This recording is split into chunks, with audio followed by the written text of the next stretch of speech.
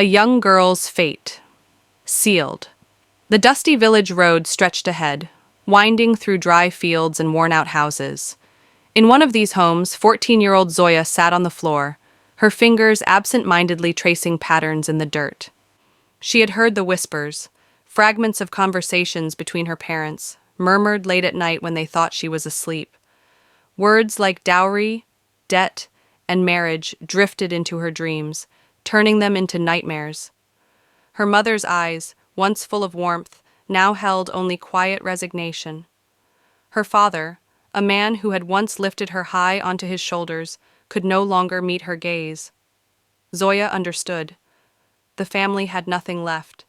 The drought had stolen their crops, hunger had settled in their bones, and her younger siblings needed food. So, when the day came, she did not resist. The man they had chosen for her was twice her age, his beard speckled with gray. His eyes were sharp, scanning her as if she were livestock at a market. His mother, a woman with a permanent frown, inspected Zoya with the same cold scrutiny. The bride price had been agreed upon, and soon she was dressed in a simple red dupatta, the color of blood, draped over her head. She had always imagined her wedding to be different. As a child, she had watched older girls get married, fascinated by the jingling of their bangles, the henna-stained hands, the laughter hidden behind veils. But now, as she sat beside her husband-to-be, the weight of her fate settled heavily on her chest. That night, she lay in a strange bed, staring at the ceiling. The walls around her were unfamiliar, the air thick with the scent of spices and smoke. She could hear hushed voices outside, her new family discussing her as if she were a mere transaction. A tear slipped down her cheek. Was this truly her life now? Was this all there was? Her mother's final words echoed in her mind. Be patient, Betty. A woman's life is full of sacrifices. But Zoya wasn't sure she could accept this sacrifice. Deep inside, a fire flickered, a small, defiant ember that refused to be extinguished. Fate had led her here, but was fate unchangeable? She did not know what lay ahead, but one thought took root in her heart. This could not be the end of her story. She was sold into marriage, but perhaps, just perhaps, fate had different plans. A stranger's house, a stranger's rules. Zoya stepped through the threshold of her new home, her heart pounding in her chest. The house was bigger than the one she had left behind, but it felt colder, unwelcoming. The air was thick with the scent of unfamiliar spices, and the walls, though adorned with expensive tapestries, felt like prison bars.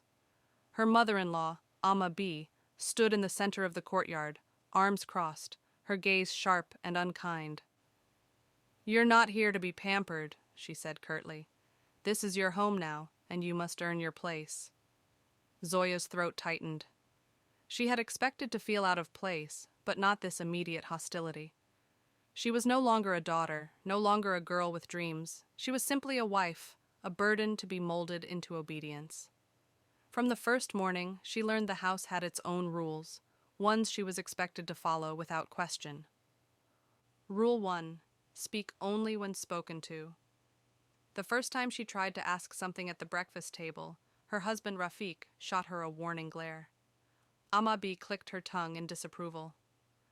"A good wife listens more than she speaks," she said. Zoya lowered her eyes, swallowing her words along with her dry roti. Rule 2.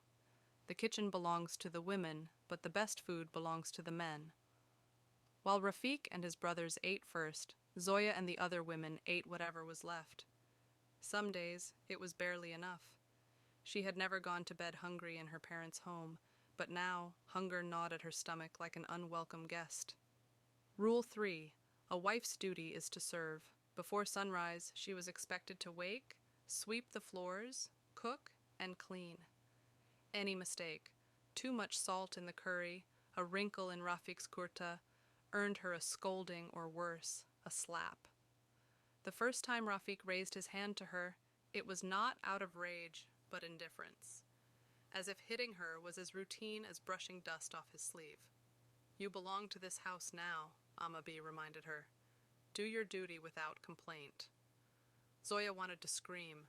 She wanted to tell them she was not a thing to be owned, not a pair of hands meant only for work, but she had no one to listen, no one to care.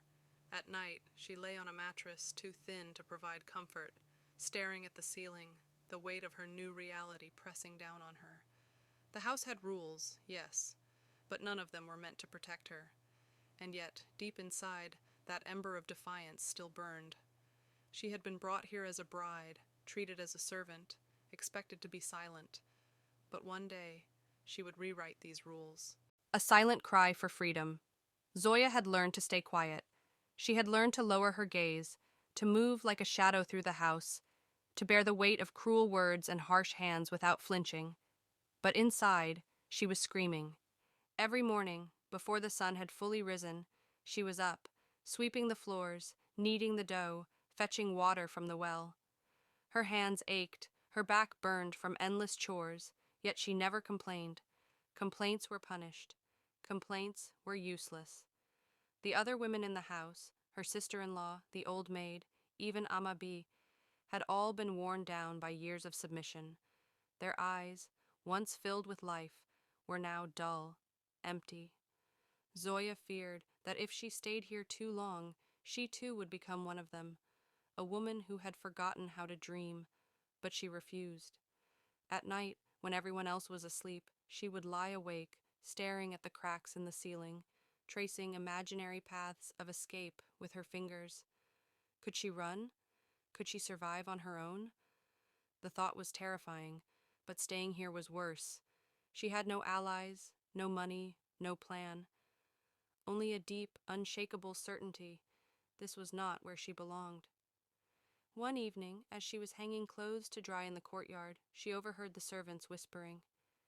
"The merchant's caravan is leaving at dawn," one of them murmured. "They'll pass through the next village before heading to the city." Zoya's hands froze. The city. A place where she could disappear, where no one would know her name, where she could start over. Her heart pounded in her chest. It was dangerous. If they caught her trying to escape, Rafik would punish her. Maybe worse. But wasn't she already a prisoner? The thought settled in her mind, firm and unyielding. She couldn't run today, maybe not even tomorrow. But she would find a way. She was not meant to live and die within these walls. She had been sold into marriage, trapped in a life not of her choosing. But fate had not spoken its final words yet, and she was ready to fight for a different ending. An unexpected ally. Zoya had learned not to expect kindness. In this house, silence was safer than words, and trust was a dangerous illusion. Yet fate had a way of surprising even the most hopeless souls. It started with a bowl of rice. One evening, after a long day of work, she sat alone in the kitchen, her stomach twisting with hunger. The men had eaten first, as always, and the leftovers were meager. Just as she reached for a piece of stale bread, a shadow fell over her. "Take this." She looked up to see Amina, the young maid who had worked in the house longer than Zoya had been here. In her hands was a small bowl of warm rice, more than Zoya had eaten in days. Zoya hesitated. If Amabi or Rafik found out, Amina would be punished. The girl smiled softly. "Eat before someone sees." Grateful, Zoya took the bowl, her hands trembling. She had never spoken much to Amina before, but now she studied her closely. Beneath the layers of servitude, there was something in Amina's eyes, a quiet defiance, a secret understanding. That night, for the first time, Zoya felt less alone. A bond of quiet rebellion. Over the next few weeks, Amina became Zoya's silent lifeline, a knowing glance when she was close to breaking, a whispered warning when Rafik was in a foul mood, a secret piece of fruit slipped into her hand when no one was looking. One night, as they washed dishes under the dim glow of an oil lamp, Amina finally spoke the words that had been lingering between them. "You're not like the others," she murmured. "You don't belong here." Zoya swallowed hard. "And what if I want to leave?" Amina didn't answer right away. Then, after a long pause, she said, "Then you'll need help." Hope flickered in Zoya's chest. A risk worth. Taking Amina knew things. things that Zoya did not. She knew which doors stayed unlocked at night, which traders came and went without questions, and most importantly, which paths led away from this house and into the unknown. But escape was dangerous. "If they catch you," Amina's voice dropped, her face dark with warning. "I know." Zoya had seen what happened to women who disobeyed. The bruises hidden beneath long sleeves, the whispers of girls who had tried to run and were dragged back, their spirits shattered. But she also knew something else. She would rather die trying than spend a lifetime in chains. For the first time, escape felt possible. Not just a dream traced in the cracks of the ceiling, but a real plan, a real chance. And she wasn't alone anymore. A hidden talent emerges. Zoya had spent weeks surviving on quiet endurance, on the hope of escape. But hope alone was not enough. She needed something more, something to make her strong. One evening, after a long day of endless chores, she sat beside Amina in the small servant quarters, her fingers absently tracing patterns in the dust. Amina, watching her, suddenly asked, "Did you ever have a dream before this?" Zoya hesitated. She had stopped thinking about dreams long ago. But now, in the flickering light of an old lantern, she found herself whispering, "I used to love embroidery." It was a distant memory, sitting beside her mother as a child, carefully threading a needle, bringing delicate flowers to life on fabric. Before marriage, before servitude, her hands had once created beauty. Amina's eyes lit up. "The merchant's wife in the market pays good money for fine embroidery," she said. "If you could prove your skill, she might buy your work." Zoya's heart pounded. Could something so simple be her key to freedom? Threading a new future. The next day, Amina smuggled a small bundle of thread and cloth into the kitchen. "Practice," she whispered. "If you're good enough, maybe we can sell it." Zoya's fingers trembled as she picked up the needle. It had been years since she had stitched anything, but as she pressed the thread through the fabric, muscle memory took over. The rhythm was familiar, soothing, in a world that had taken everything from her. This was hers. Night after night, in secret, she embroidered. She stitched delicate roses and swirling vines, patterns that spoke of a life she had nearly forgotten. And with every stitch, she wove a quiet rebellion, a path towards something greater. A door opens. Weeks later, Amina returned from the market with a small pouch of coins. "The merchant's wife loved your work," she whispered excitedly. "She wants more." Zoya stared at the coins in disbelief. For the first time since her marriage, she had something of her own, something no one could take. Money meant choices. Money meant freedom. And now, for the first time, escape was not just a dream. It was a real, tangible possibility.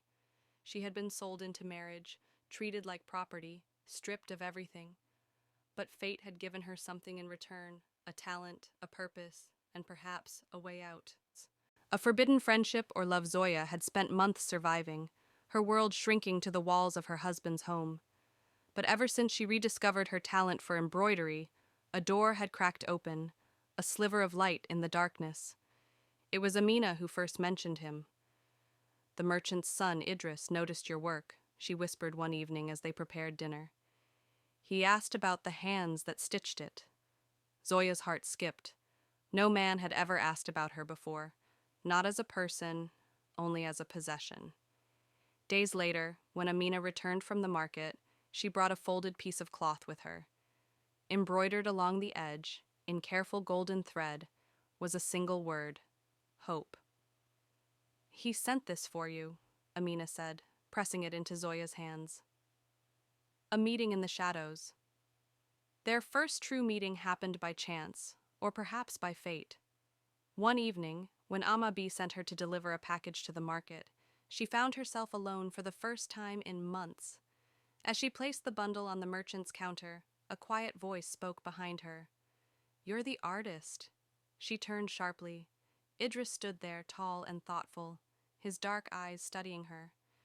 There was no condescension in his gaze, no sense of ownership, only curiosity. "I only sew," she said, keeping her voice low. He smiled slightly. Then you don't see what I see. That night she traced the golden word he had stitched for her. Hope, the first real kindness she had received from a man since being sold into this life. A dangerous connection. Over time, their meetings became small, stolen moments. Idris passing her extra thread through Amina, a whispered conversation when she could slip away unnoticed. He spoke of the world beyond their village, of cities where women ran their own businesses, where marriage was a choice, not a sentence. You could leave, he said one evening. With the money from your embroidery, you could make a life of your own. Zoya shook her head. Women don't just leave. But you're not like them, he countered. You've already started carving your own path. She wanted to believe him. She wanted to believe escape was possible. But the risks were too great. If Rafiq or Amabi discovered their conversations, she knew what would happen. And yet, she found herself drawn to him. Not because he promised rescue, she had long stopped waiting for anyone to save her, but because he saw her as something more than a wife, more than a servant. He saw her as a person. The price of defiance. One evening as she returned home, Amabi's sharp voice cut through the air. Where have you been? Zoya's blood ran cold. Had she been seen? Had someone noticed her lingering too long in the market, the way her eyes followed Idris just a moment too long? She knew the truth. Friendship with a man like him was dangerous. Love was unthinkable. But as she clutched the fabric in her hands, the golden thread spelling hope, she knew one thing for certain. She could no longer pretend to accept her fate. A glimpse of hope. Zoya had spent months weaving secret dreams into the delicate embroidery she sold in the market. Each stitch brought her closer to something impossible, freedom. But dreams alone could not break chains. Then, one evening, Amina rushed into the kitchen, breathless. The merchant's caravan is leaving for the city tomorrow, she whispered. Idris says if you want to go, this is your chance. Zoya froze. She had imagined escape 1,000 times, but never had the opportunity felt so real.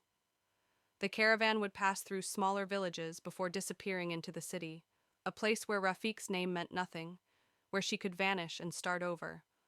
But the risks loomed over her like storm clouds. If she were caught, Rafiq would drag her back in chains. Amabi would make sure she never saw the outside world again. Amina would be punished for helping her. She swallowed hard. How? Amina pressed a small pouch of coins into her hand. Your embroidery paid for this. It's not much, but it's enough to get you on that caravan. Zoya clutched the coins, her heart racing. It wasn't just money. It was proof that she had carved something of her own in a world that had tried to silence her. The cost of freedom. That night, she lay awake, staring at the ceiling. Leaving meant losing everything, her family, the life she had always known. If she failed, she would face a fate worse than captivity. But staying? Staying meant she would never truly live. As dawn approached, she stood by the small window, watching the sky turn from black to gold. Somewhere beyond these walls, a new life awaited, and for the first time, it was within reach. The fight for freedom. The house was silent, but Zoya's heartbeat was deafening. She had waited for this moment, rehearsed every step in her mind. The caravan was leaving before sunrise, and if she didn't go now, she might never get another chance.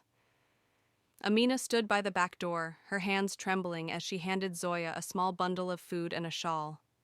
Go now, she whispered, before they wake. Zoya nodded, swallowing the fear clawing at her throat. She knew the risks. If Rafiq or Amabi discovered her escape, there would be no mercy. But she also knew that staying meant a slow death, a lifetime of servitude in a house that had never been her home. With a deep breath, she stepped outside. A chase in the dark. The night air was cool against her skin as she hurried toward the market, where the caravan was preparing to leave. Every step felt like walking on the edge of a blade, the fear of being caught pressing down on her. Then, behind her, a shout. Zoya! Her heart stopped. She turned to see Rafik standing in the doorway, his face twisted with fury. In an instant, he was running toward her. Zoya bolted. Her feet pounded against the dirt road as she weaved through narrow alleys, her breath ragged. She could hear him behind her, his heavy footsteps closing in. If he caught her, there would be no second chance. Ahead, the caravan was moving. The last cart was just beginning to roll forward. "Run, Zoya, run!" With one final burst of strength, she pushed herself forward, gripping the edge of the cart and pulling herself onto the back, just as it picked up speed. Behind her, Rafik skidded to a halt, his face a mask of rage. But it was too late. The city gates were ahead, and with them, her freedom. A new dawn. As the caravan rolled out of the village, Zoya sat breathless, the reality of what she had done sinking in. She had risked everything. She had lost everything. And yet, for the first time in her life, she was free. She did not know what lay ahead, but she knew one thing. Her story was no longer being written by others. From this moment forward, she would be the one to decide her fate. Breaking chains. Finding herself. The wind whipped against Zoya's face as the caravan rumbled away from the village, carrying her toward an uncertain future. She had escaped, barely. But freedom wasn't just about running away. It was about reclaiming her own story. For years, she had been told who she was, a wife, a servant, a girl with no voice. But now, as she watched the horizon stretch before her, she realized something powerful. She was more than what they had tried to make her. She was a survivor, she was strong, and she would never let anyone own her again. A choice to stand tall days passed, and the city loomed ahead, bigger, louder, filled with people who didn't know her past. But even as she prepared for her new life, she knew she couldn't just disappear. She had escaped. But what about Amina? What about the other women still trapped in the house she left behind? The thought burned inside her like fire. So instead of hiding, she made a choice. She found work as an embroiderer, using the skill that had once been her only comfort. With each piece she sold, she saved coin by coin, her determination growing stronger. And when she had enough, she sent a message back, one that would reach Amina, one that promised hope. "You are not alone. There is a way out." A future she owns. Zoya had been sold, silenced and trapped, but fate had other plans. She had broken free, and now she was the one writing her own destiny. A new beginning. Zoya had once believed that fate had abandoned her, that she was meant to live and die in the shadows of a life she never chose. But now, standing at the heart of a bustling city, she knew the truth. Fate had not abandoned her. It had simply been waiting for her to take control. She had built something from nothing. Her embroidery, once a stolen moment of peace in a cruel home, had become her livelihood. Merchants now sought her work, admiring the delicate stitches that told stories of survival and strength. With each sale, she carved out her own place in the world, one stitch at a time. A symbol of strength, women whispered her name in the marketplace, not as a victim, but as a woman who had defied the odds. Some came to her quietly, asking how she had escaped. Others watched from a distance, gathering courage. And then, one evening, a familiar face appeared. Amina. She had done it. She had escaped too. And she wasn't the only one. As Zoya embraced her friend, she realized her journey had never just been about her own freedom. It was about proving that change was possible, that no one had to remain in chains. A future she owns. Zoya was no longer the girl who had been sold. She was no longer afraid. She had fought, she had survived, and now she thrived. And as she looked out at the women gathering around her, she knew her story was just the beginning.